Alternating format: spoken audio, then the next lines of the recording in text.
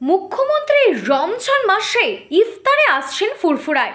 এই সময় কোনো দাবি পেশ করার নয়, দাবি যা কিছু তা নিয়ে পরে কথা হতেই পারে। আগামীকাল মুখ্যমন্ত্রী ফুরফুরার পীরজাদা এবং পীর সাহেবদের সঙ্গে ইফতার করবেন। ফুরফুরার পীর সাহেবদের আমন্ত্রণ পত্র দেওয়া হয়েছে প্রশাসনের পক্ষ থেকে। পীর সাহেবরা সেই আমন্ত্রণ গ্রহণ করেছেন। কাল তারা মুখ্যমন্ত্রী দেওয়া সেই ইফতারে যাবেন। আজ সন্ধ্যায় ফুরফুরা সাংবাদিক বৈঠক করে জানালেন যে পীর সাহেবদের একাংশ পীরজাদা মেহরাব সিদ্দিকী বলেন যে সাফেরি সিদ্দিকী, কাশেম সিদ্দিকী, সৈয়দ আফতাব উদ্দিন, এছাড়াও সৈয়দ নাসিম উদ্দিন, সৈয়দ হাম্মাম হোসেন, মেহতাব হোসেনারা উপস্থিত ছিলেন। মেহরাব সিদ্দিকী বলেন যে মুখ্যমন্ত্রী আসছেন ফুরফুরায় রমজান মাসে, তাই এই সময় কোনো দাবি পেশ করার সময় নয়।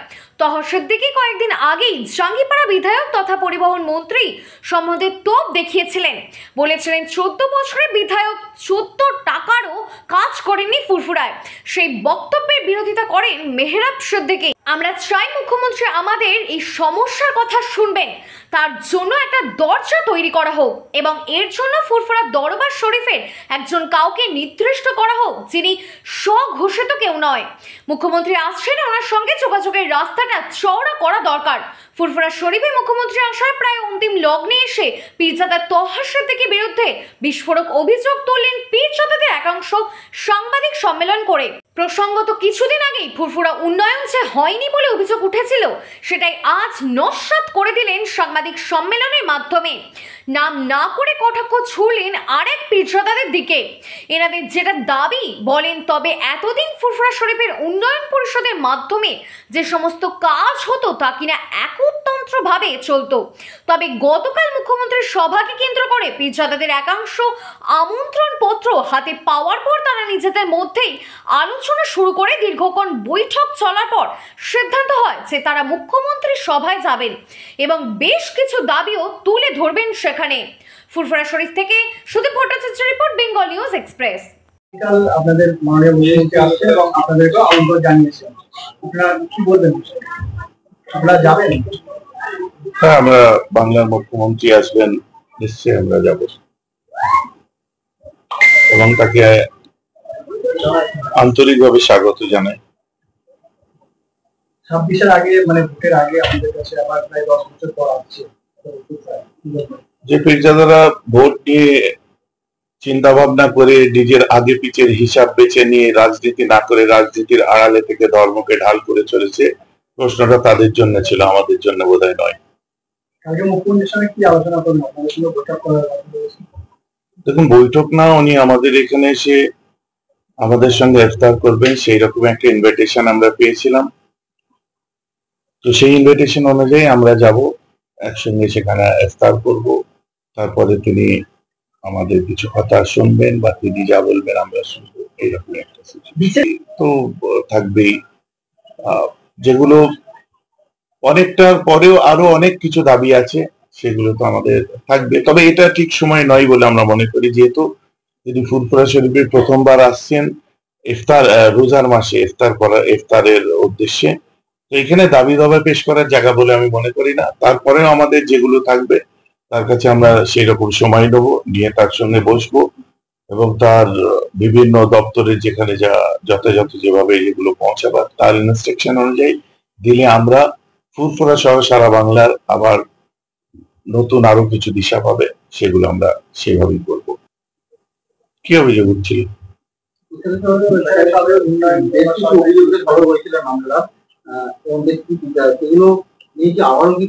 বেশ কিছু পীরজাদা, কোন পীরজাদা, কারা, তারা নাম কি,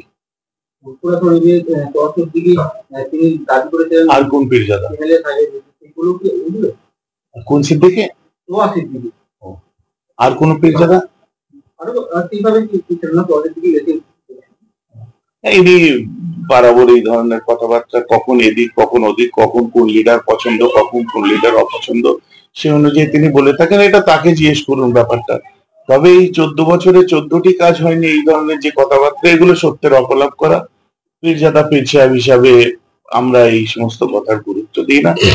তাই যদি এখানে হিসাব ধরা হয় যে আজ যে সমস্ত কথাবার্তা বলা হচ্ছে, তিনি তো পার্ট ছিলেন এতদিন তাদেরই, এখন কি অংশীদারিত্বে কোনো ভাটা পড়লো নাকি? আমি বুঝতে পারছি না ব্যাপারটা কি। আমি তো রাজনীতি করি না, আমি পলিটিক্স এর সঙ্গেও নেই। আমার ভাইরা সব আমরা একসঙ্গে ভাই ভাই যেভাবে চলা সেভাবে চলি। তো আমার সঙ্গে এমএলএ এর অত আপনার মহব্বত নেই, শত্রুতাও নেই। হাই হ্যালো দেখা হলো, ঠিক আছে, কেমন আছেন, ভালো আছেন, বা তার সে যে সমস্ত কাজ কামগুলো করাই সেগুলো দেখতে যখন আসে, বা সময়ে অসময়ে যখন মানুষের পাশে দাঁড়ায় দেখা হয়ে গেল বাস। কিন্তু এই যে চরম সত্যের অপলাপ, এগুলো সম্পর্কে ভাটা পড়লো, কখন কোন দিকে জোয়ার উঠে ভাটা পড়ে আমি বুঝতে পারছি না। বুঝতে পেরেছেন?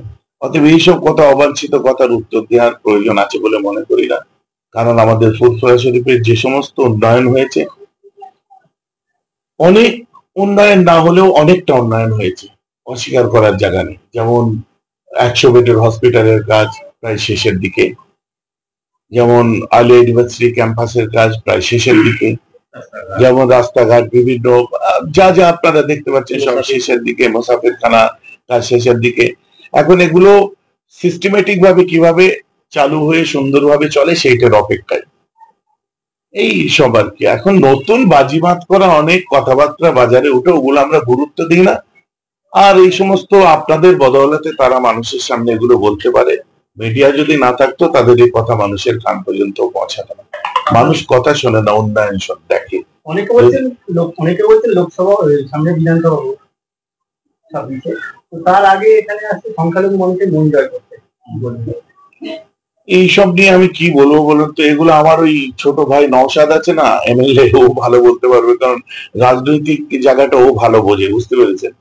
ওকে জিজ্ঞেস করলে ও ভালো এই সময় উত্তর দিতে পারবে। আমরা এই সংখ্যালঘু মন জয় করা, কাউকে ব্যর্থ করা, আপনার কারো মন খারাপ করানো বা কি, এইসব সমীকরণ সম্পর্কে আমরা অতটা বুঝি না। যতটুকু বুঝি, হ্যাঁ সত্যি তো, বিকল্প জায়গা বলতে গেলে এখন সংখ্যালঘুরা একটা বিশাল ভরসা করে আছে বর্তমান গভর্নমেন্টের উপরে। এবার গভর্নমেন্ট যদি মনে করেন যে হ্যাঁ তাদের অপাওনা মানে অপ্রাপ্তিগুলো আমরা যদি ফুলফিল করতে পারি, তাহলে তারা নিশ্চয়ই খুশি হবে, এটা তো স্বাভাবিক কথা। সাথে সাথে বিভিন্ন দল তারা তাদের কাজ যেভাবে করছে, বাস সবাই মিলেমিশে কাজ করুক, মানুষের জন্য করুক। আপনাদের দীর্ঘদিনের দাবি ছিল যে দাদা হুজুরের নামে একটি বিশ্ববিদ্যালয় এবং মেডিকেল কলেজ, সেক্ষেত্রে আপনারা এই দাবি কি আগামীকাল মুখ্যমন্ত্রীর কাছে তুলবেন যদি কথা হয়? দেখুন, কারোর সাথে কি হচ্ছে, কোন দাবিটা কখন তুলতে হবে, একদিন ইফতার করতে আসছেন এখানে, এখানে যত রাজ্যের দাবি আছে সবকিছু যদি ঘাড়ে চাপিয়ে দিই, বা তিনি কতটুকুই মনে রাখতে পারবেন, এই সমস্ত মিডিয়ার সামনে এসে বলে নিজেকে জাহের করার কোনো মানে হয় বলে মনে করি না। আমি এই ধরনের কথাবার্তা বলতে পারবো না। মূলত কি দাবি রাখবেন? মূলত তিনি আসছেন, তার সঙ্গে যাতে আমরা আমাদের বিভিন্ন সমস্যা নিয়ে যোগাযোগ করতে পারি, তার কাছে আমাদের এই যে দাবি দাবাগুলো আপনারা বললেন, এই দাবি দাবাগুলো ঠিক মতো পেশ করতে পারি, তার একটা সুন্দর দরজা খুলে একজনকে দায়িত্ব দেওয়া হোক যে এই সমস্ত কথাবার্তাগুলো শোনার জন্য ফুরফুরা দরবার শরীফের সঙ্গে সম্পর্ক রাখবে। ফুরফুরা শরীফের স্বঘোষিত কোনো ব্যক্তির সাথে নয়, ফুরফুরা শরীফের স্বঘোষিত কোনো মানে ডেজিগনেশন হোল্ডারের কাছে নয়, নিজেকে ডেজিগনাইজ করেছে এমন কোনো মানুষের কাছে নয়। প্রকৃতপক্ষে আমাদের কাছে আসুক, জানুক, আমার কাছে না আমাদের কাছে আসুক, সেই দরজাটা তিনি আমাদের জন্য খুলে দিয়ে যাবেন, এই দাবিটাই করব। তারপরে আমাদের কোথায় কি অপাওনা আছে, তার প্রাপ্তি কিভাবে স্বীকার করতে হবে, সেগুলো তারপরের স্টেজ। প্রথম আসছেন, ওনার সঙ্গে যোগাযোগ করার রাস্তাটা চওড়া করা আমাদের মানে যে একটা উদ্দেশ্য কি বলে, আমাদের রাজ্যের যিনি সুপ্রিমো, তার সঙ্গে আমাদের সরাসরি একটা জায়গা তৈরি হয়ে আছে, যেটা ব্যক্তিগতভাবে আমাদের কারো কারো ছিল, সেটা সামগ্রিকভাবে ফুরফুরার থাক। তা নাহলে ফুরফুরার কিছু ব্যাপার আলোচনা হলেই আমি দেখে নিচ্ছি। শুনুন, প্রকাশ্য আমি বলি, আমাদের 3 জন ব্যক্তি 3টে ক্লাস যেটার প্রতি আমরা অফেন্ডেড হয়ে আছি, এই 3টে ক্লাস নিয়ে আমি আপনাদেরকে 1 ঘন্টা থেকে 2 ঘন্টা পরে আমি আপনাদেরকে জানাতে পারবো। ওটা আমার কাছে কিছু আপনার নথি আসতে বাকি আছে, এসে গেলেই আমি সেই রেশিওটা আপনাদের জানিয়ে দিতে পারবো যে 3টে ক্লাস আমাদের বাঙালি সংখ্যালঘুদেরকে পিছিয়ে রেখেছে। 3 শ্রেণীর মানুষ, এই 3 শ্রেণীর মানুষের আপডেটটা আমি নিচ্ছি, আমার লোড হচ্ছে, পেলেই আমি আপনাদেরকে জানাবো। তখন চিত্র পরিষ্কার হয়ে যাবে যে পীর সাহেব কারা আর পীর সাহেবের ভেলদারি ভেগদারি কারা, এবং ফুরফুরা শরীফের কারা আর ফুরফুরা শরীফকে ব্যবহার করে কারা, পরিষ্কার হয়ে যাবে। আগামী দিনে কি পরিষদ কি নতুন করে আবার তৈরি উন্নয়ন পরিষদ? সেটা আমি গোটা এটাস দিয়ে বলতে হবে, আমি কি করে বলবো? আমি কেউ নাকি আমি বলতে পারবো না। এই ধরনের কোনো দাবি, এগুলো বললাম তো, পরে একটা জায়গা আসছে, পরে সেটা ভাবা যায়। আপাতত তো কোনো এরকম জায়গা নেই। তাহলে এটা কি দীর্ঘদিনের আন্দোলনের সুফল বলে পেতে চলেছে? এর ব্যাপার হচ্ছে এতদিন ধরে যে ভুল বুঝেছিল ফুরফুরা শরীফ সম্পর্কে, আজকে চিন্তা করুন, ফুরফুরা শরীফের ধর্মগুরু কে? ফুরফুরা শরীফের মুখ্য নির্দেশক কে? ফুরফুরা শরীফের পীর সাহেব কে? সবাই সবার মতো করে একজন করে কথা বলছে, তাহলে আমি কে? আমি কে? আরে এখানে আমি তুমি তুমি তুমি না, আমরা সবাই স্বয়ংসম্পূর্ণ। এক একজন এক একটা দায়িত্ব নিয়ে তারা এগিয়ে যায়। বিভিন্ন আমার সব ভাইয়েরা, সব চাচাতো ভাইয়েরা এক একজন এক একটা দায়িত্ব নিয়ে এগোয় তারা। এখানে সবাইয়ের মিলে, কারণ এখানে স্থলাভিষিক্ত যে ব্যাপারটা, পীর সাহেব চলে গেলে তার জায়গায় আরেকজন হবে, একজন চলে গেলে আরেকজন হবে। এই একক বা এই ডিক্টেটারি বা এই একক ভাবে কেউ হতে পারে না এখানে কোনো কিছু। এখানে সমষ্টিগতভাবে আমরা সবাই মিলে হই। যেটা এতদিন আমরা মিডিয়ার সামনে সেগুলো বলতাম না, আপনারা কতদূর বলতে পারবেন জানি না। তবে একটা জিনিস, যে ফুরফুরা শরীফ শুধু করবো না, সারা বাংলা সবার উন্নয়ন হোক, তার মধ্যে তার একটা পার্ট ফুরফুরা শরীফ থাকুক। আরেকটা বিষয় জানতে চাইবো যে মুখ্যমন্ত্রী যখন আসেন সেখানে স্থানীয় সাংসদ বা বিধায়করা থাকে, মূল সূত্রে জানা যাচ্ছে যে স্থানীয় বিধায়ক এবং সাংসদকে আমন্ত্রণ জানানো হয়। এটা ওনাদের প্রশ্ন, ওদের প্রশ্ন আমার জন্য না, ওনাদেরকে করলে হবে। এটা কি টেকনিক্যাল ব্যাপার ভিতরে আছে আমি জানি না। তাহলে মুখ্যমন্ত্রীকে সাদরে আমন্ত্রণ জানার অবশ্যই রাজ্যের মুখ্যমন্ত্রী আসবেন, আমরা আমাদের আন্তরিক শুভেচ্ছা জানাই এবং তাকে আমাদের সবার পক্ষ থেকে ওয়েলকাম করছি আমরা।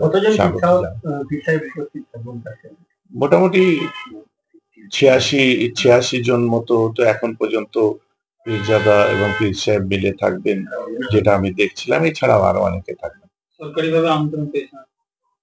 সরকারিভাবে আমন্ত্রণ কোথা থেকে আসবে? মুখ্যমন্ত্রীর তরফ থেকে আমন্ত্রণ পেয়েছে।